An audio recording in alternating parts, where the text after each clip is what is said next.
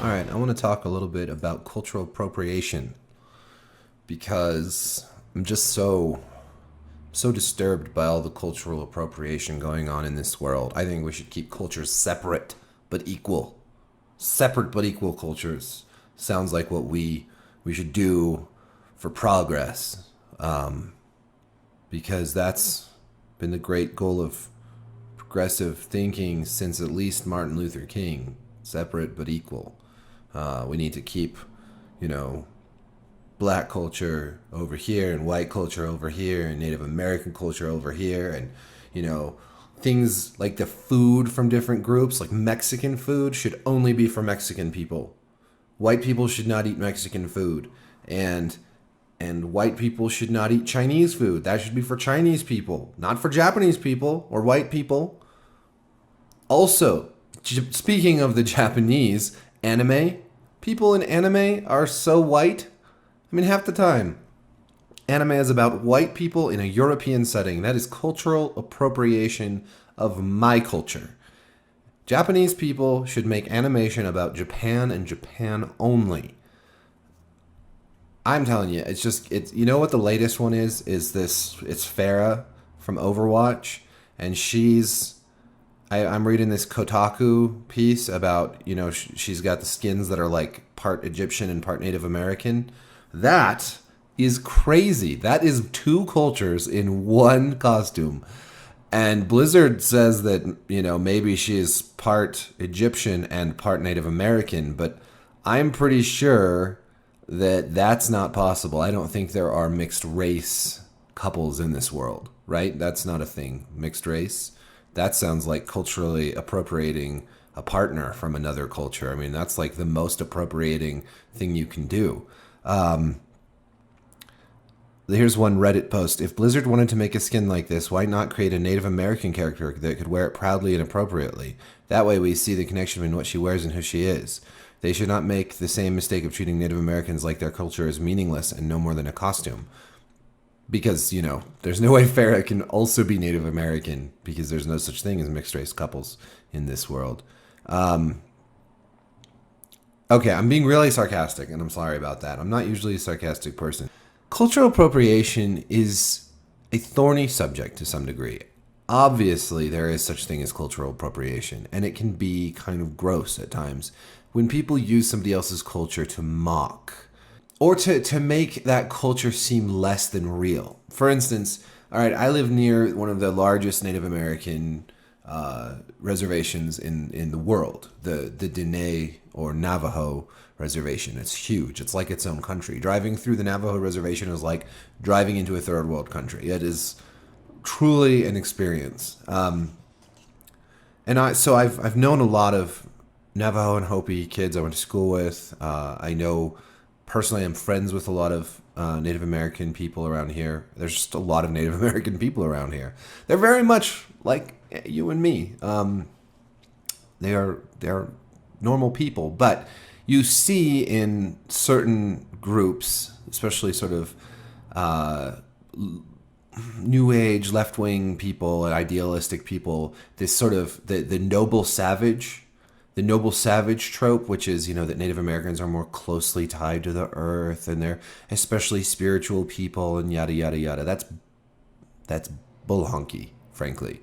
Spiritual people can be found in all cultures. And in Native American culture, you can find spiritual people, but you can also find, atheists. You can find all kinds of different kinds of normal people. They're just normal people. There is no such thing as the noble savage. That is just, to me, just as racist and ridiculous as the savage. The whole word savage, as though Native Americans are more savage than Europeans. That's obviously not true. European settlers came over and killed and poisoned and just stole from Native Americans and were very savage, where everybody is savage. So there is, so in my experience of cultural appropriation, I would say that taking these people from this area and acting as though they were different, acting as though they were special, more connected to the earth, and using them to sort of further your own mythology about rather than treating them like real people, that is cultural appropriation. I heard a story from a female basketball player who was on a Navajo team.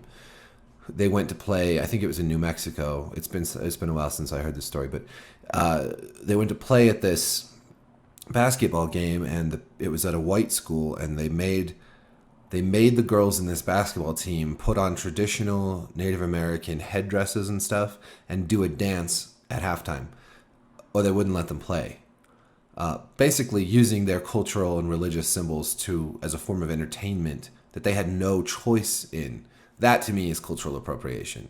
I'm not a fan of, some of these big football teams using Native American symbols and chants and whatnot so they can make millions of dollars on their sport. On the other hand, having a Native American or half Native American character in your video game, I think is called cultural representation, and that's the flip side of this. Having lots of cultures mix and mingle, representations of different cultures, different cultural foods, having those things for everyone to participate in is multiculturalism, and it's a good thing. It astounds me to some of the lunatics on Twitter. I saw once, and I can't even remember who this was because I think I tried to block them out. They were critiquing white people for eating potato salad, which was apparently, I don't remember if it was Native American or black culture that was apparently stolen from. But potato salad, the truth of potato salad is it comes from lots of different regions. There's been different kinds of potato salad, just like there's been different kinds of salad from all kinds of cultures. And the great thing about food is it's constantly being remade and fused and appropriated and adapted and shared and made new all the time. And it's wonderful. It's a beautiful thing. And I think that people are so sensitive these days to this idea of cultural appropriation that they just can't have fun anymore.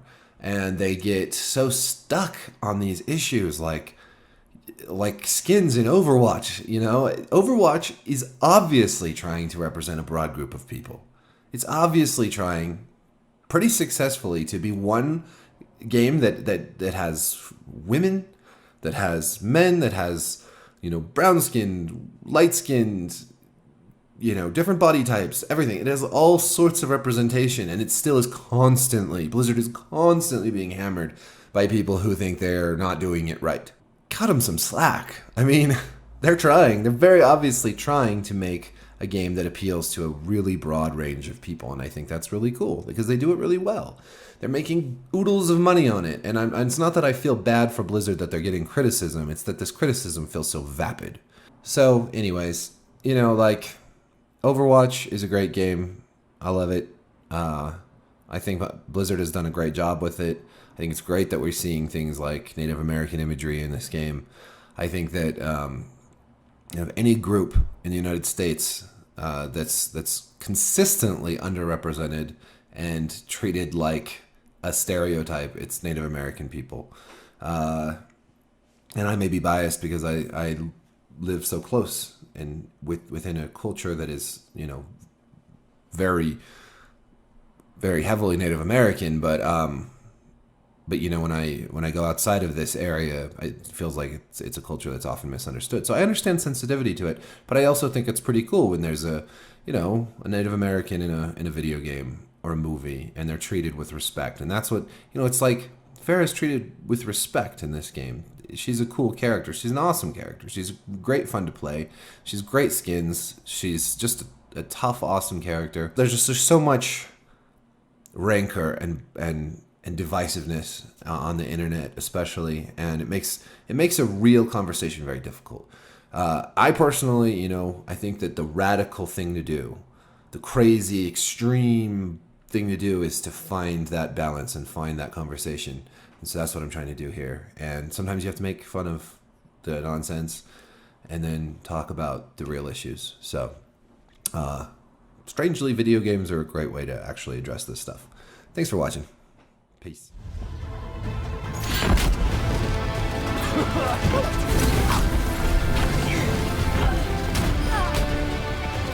Double, triple.